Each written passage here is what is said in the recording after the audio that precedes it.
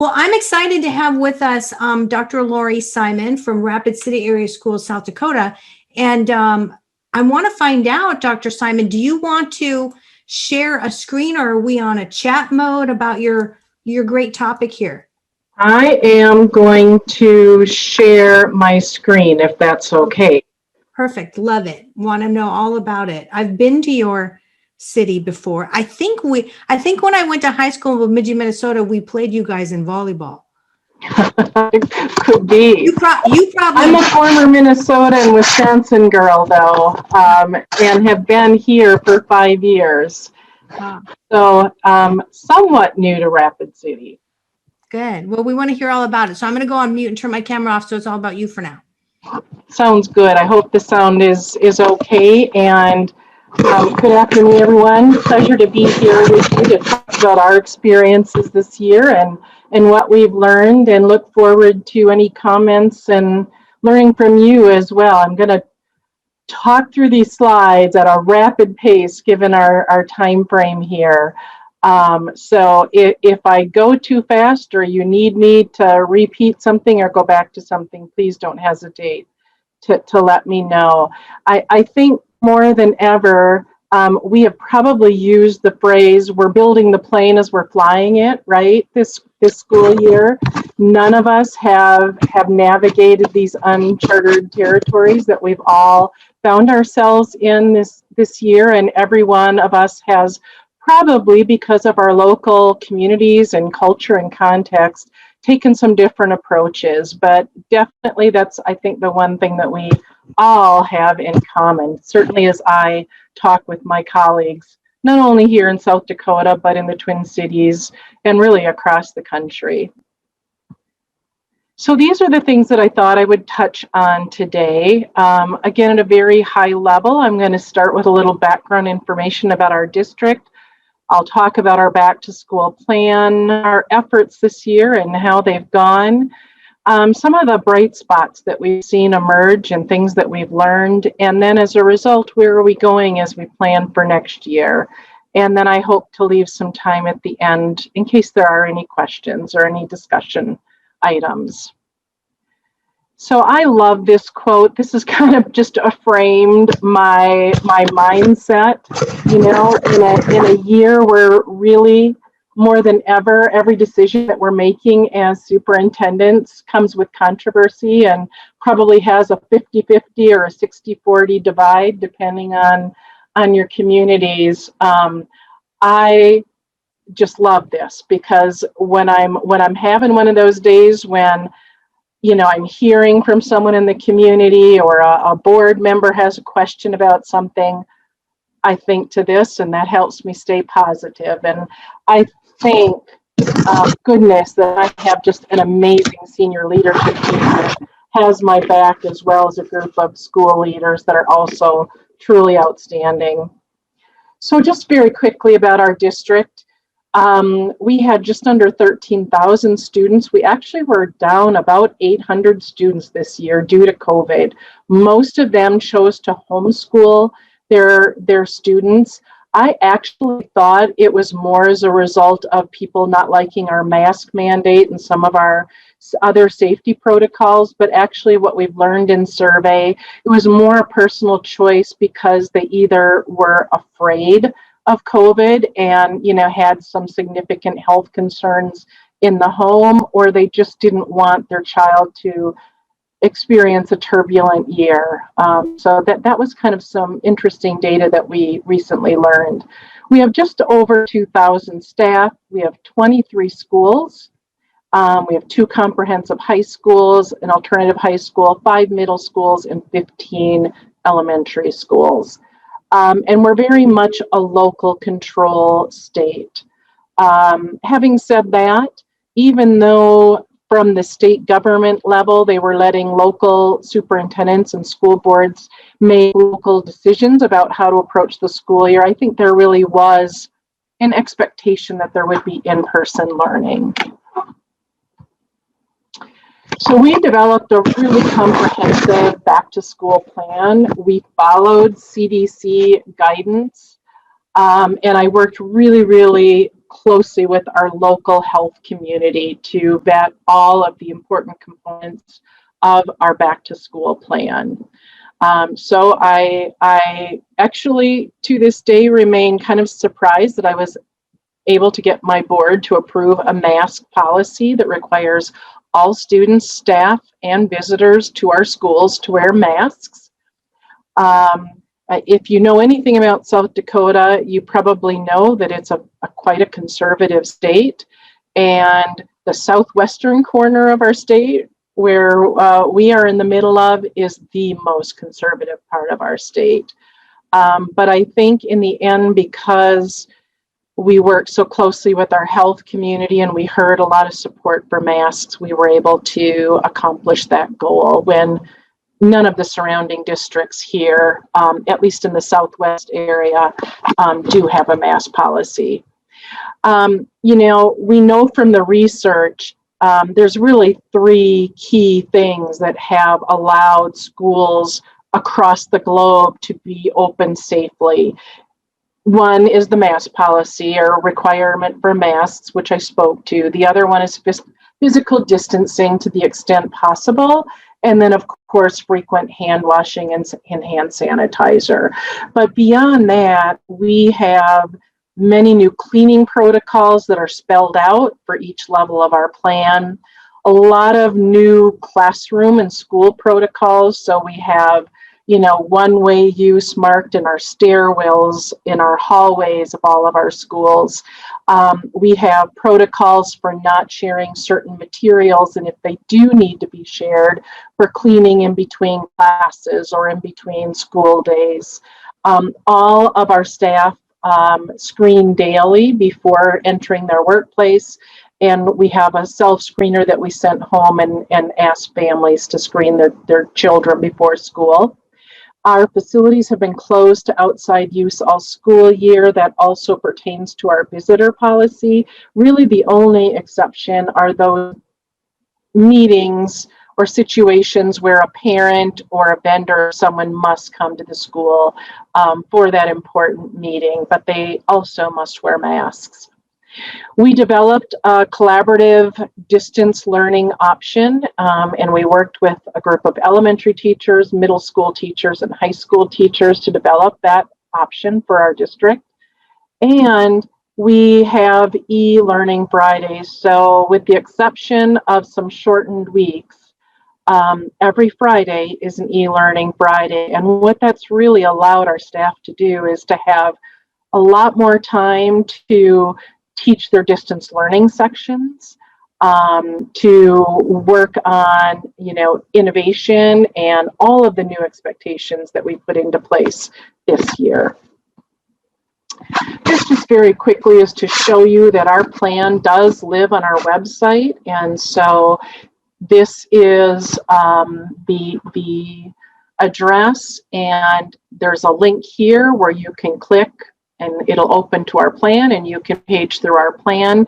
We have a COVID dashboard where every week we upload our current case data information. So our active quarantines by students and staff, our cases rather, our active quarantines, students and staff, and then the total number of recovered cases in our district. And then we have links to other relevant information as well. But feel free to take a look.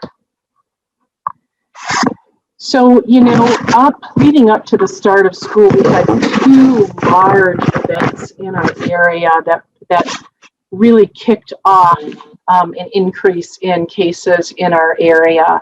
One was the Sturgis Motorcycle Rally, where literally there are millions of bikers in Rapid City and throughout the Black Hills for this annual event.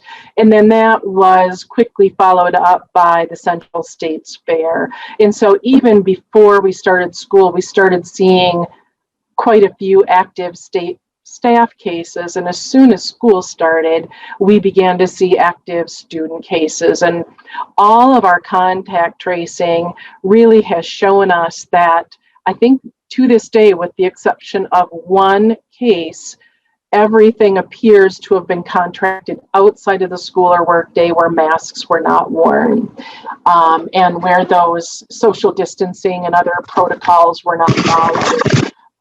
So we believe that our protocols have been very effective in keeping us safe. Having said that, we had a rough September and October and November. Throughout those months, our cases began to increase. In early October, I had to shut down an elementary and move them to level 3 for a couple of days. And then at the end of October, I had to put one of our high schools at level 3, all remote learning. That was followed by our other 2 high schools, a couple middle schools. And then the week before Thanksgiving, we hit our peak. And I had to put the entire district at level 3 for 2 days leading into the Thanksgiving break because we had 165 active cases. But here was the real deciding factor. We had more than 1,000 people in quarantine. A lot of those were staff. I could not staff my health offices. I didn't have one health office that was fully staffed. We had principals and school administrators out in several schools and then a number of classrooms. And I don't know what your substitute situations are like in your districts, but this has been even a tougher year than normal, and normally it's tough. The good news is that following that, then what was an 8-day break with 2 days at all remote and the e-learning Friday and then a week of Thanksgiving, we began to see a drop. And we've seen that continue to drop since then. And really now, since mid-January, we've been very, very stable with cases fluctuating between the teens and the 20s. So I'm going to talk now about our efforts, and if there was ever a year to innovate, this certainly was the one.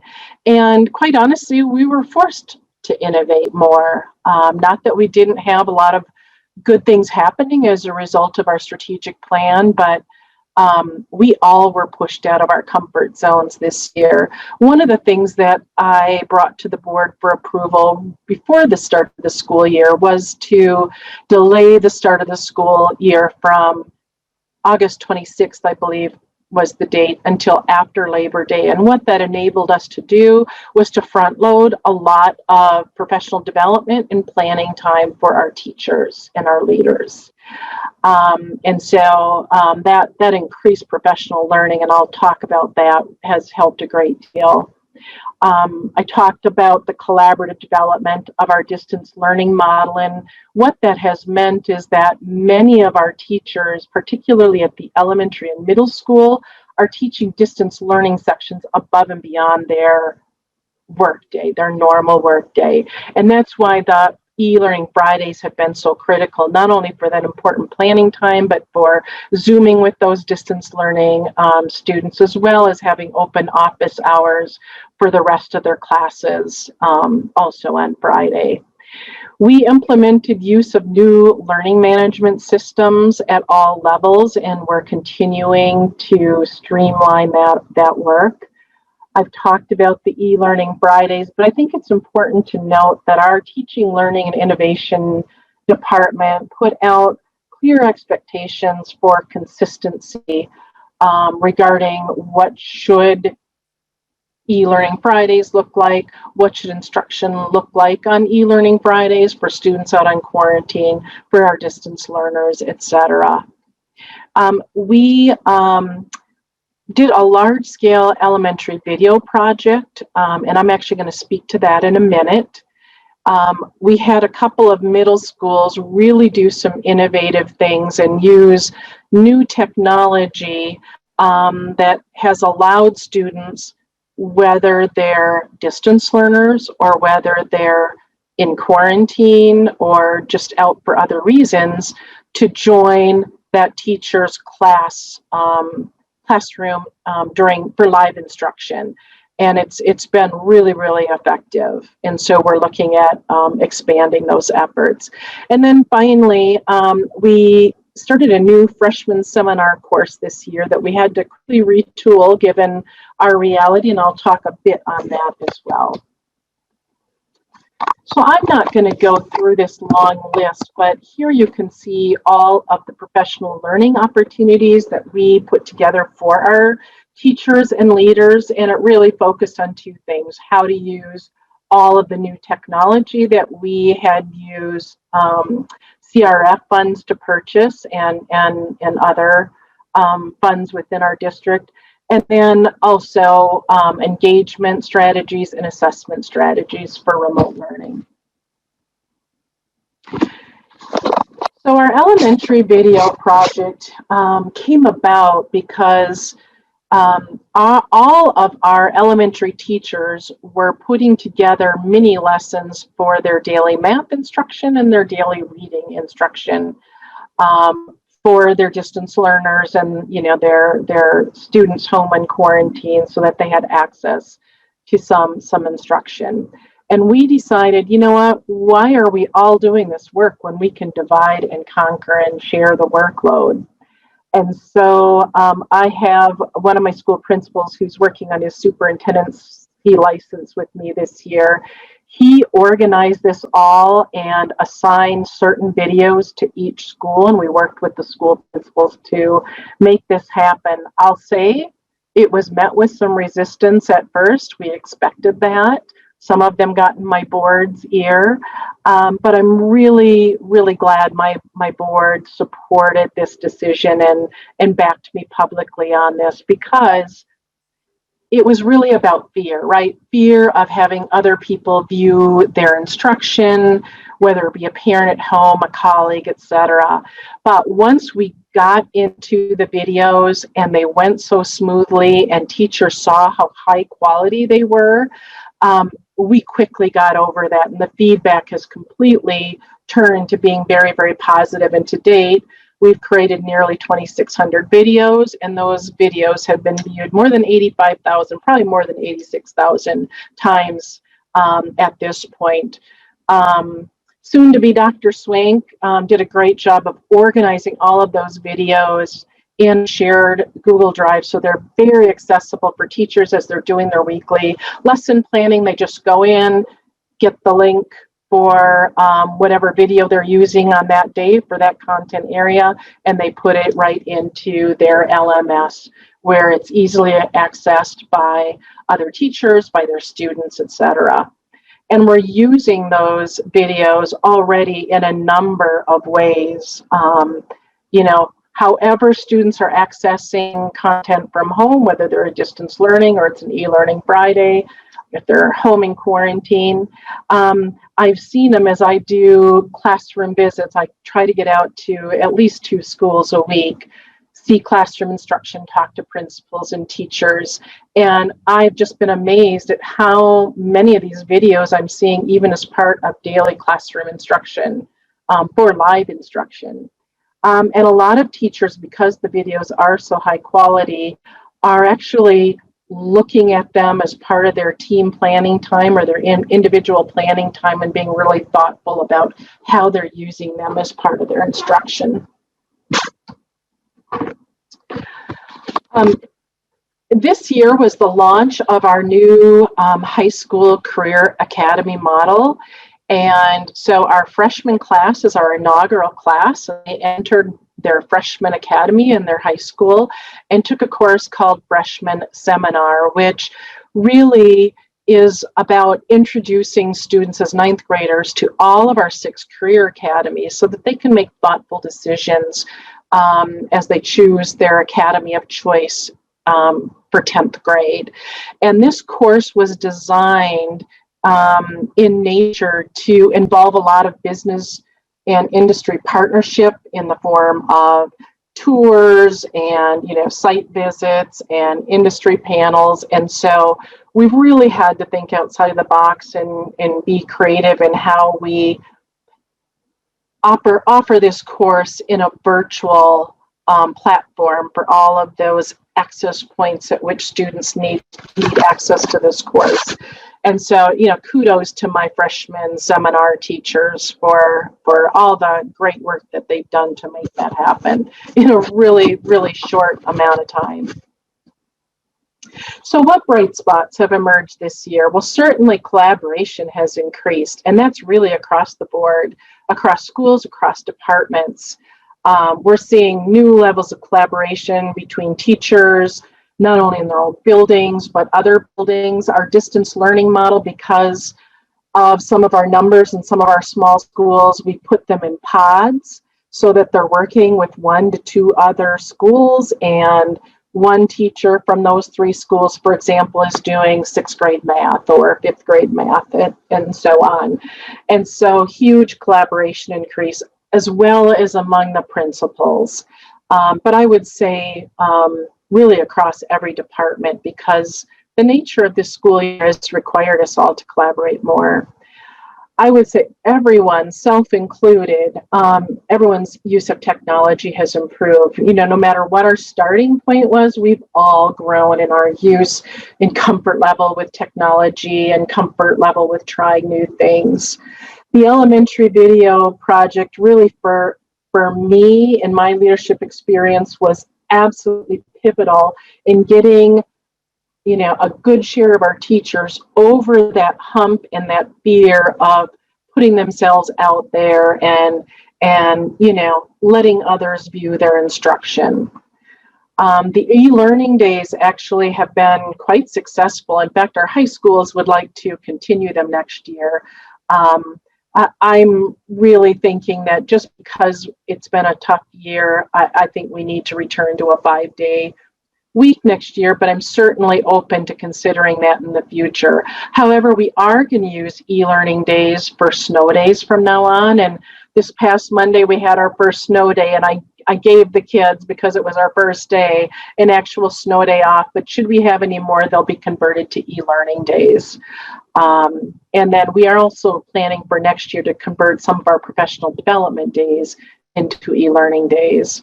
We've learned that some kids have really flourished in an online environment, particularly at the high school level. You know, I think there's always that group of students, they're not necessarily a good fit for an alternative high school, but perhaps they have a lot of anxiety, and that large high school environment is just prohibiting them from being successful. And we've just seen some kids do amazing work in that self-paced environment. And then finally, our Native American community, like many communities of color around the country, have been hit particularly hard with COVID. And so we had a group of parents, part of that enrollment loss, that decided to pull out their kids and start a homeschool pod. And they hired a Native American Lakota speaking teacher for that pod with some great success. We've been having lots of conversation with them about what they've learned. And so as we think ahead to next school year, we are working right now on a K-12 online academy pilot. We're going to start small. Based on our survey numbers, it looks like we probably have about 150 students, maybe a little bit more, whose parents are really solidly wanting this opportunity for their kids to continue. Also working alongside a group of our Native parents to develop a pilot in our district for Indigenous students. And so what we're thinking is that we'll start with kind of a Lakota immersion school or pilot, with kindergarten kind of being the starting place, but also looking at how we can further integrate Lakota culture into all of our content areas. We have already a consistent LMS at our high school, that's Canvas. One of our middle schools is using Canvas, the other 4 are using Google Platform, and we're going to be moving all of our middle schools to Canvas. So that we just think it'll make for a smoother transition and better alignment. Plus, Google Platform, as many of you know, isn't necessarily an LMS.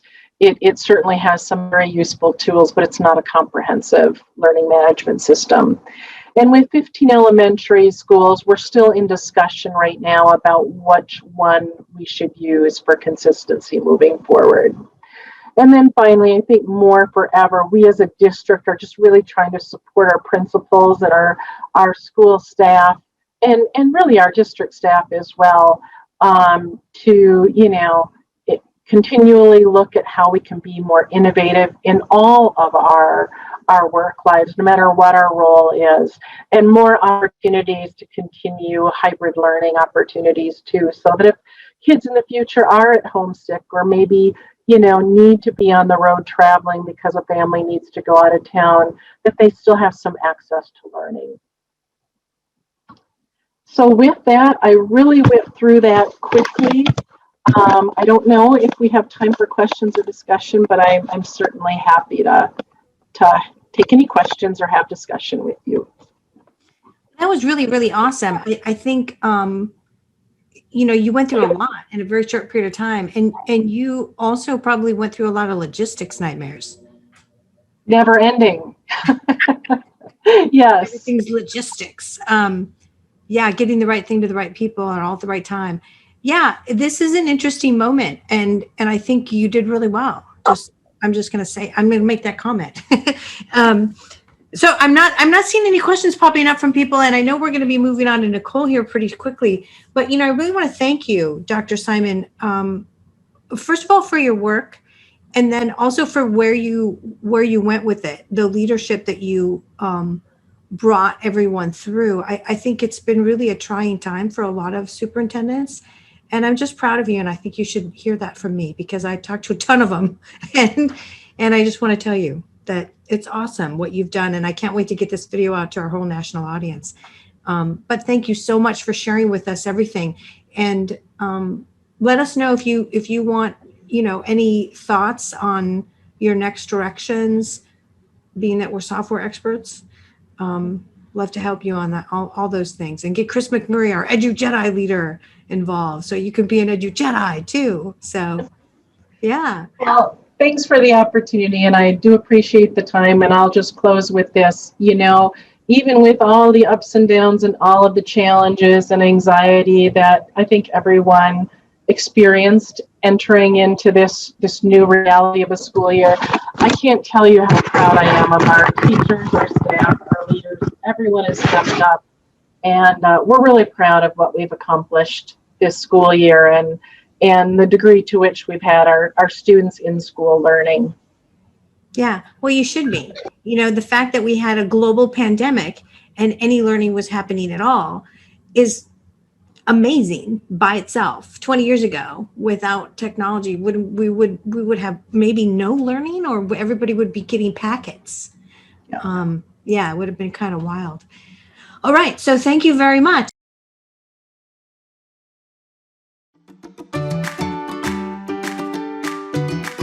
Luca Island is doing the alphabet on those little rock stairs. It's my favorite part of the game. I like it because it helps me learn more and it helps me to get smarter. I like submarine listening because you can learn about new words. It really challenges your brain and makes you smarter. We think about the digital age that children are being raised in, and that may not be as familiar to us, but really understanding how we can deliver instruction in a way that empowers students.